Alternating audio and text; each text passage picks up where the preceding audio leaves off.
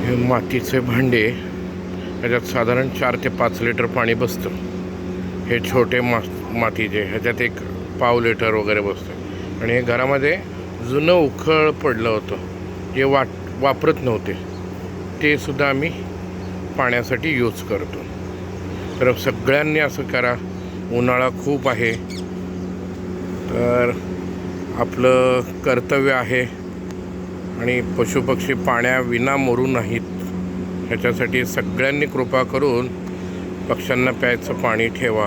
ही माझ्याकडनं सर्वांना हक्काची एक विनंती. करताल सर्वजण.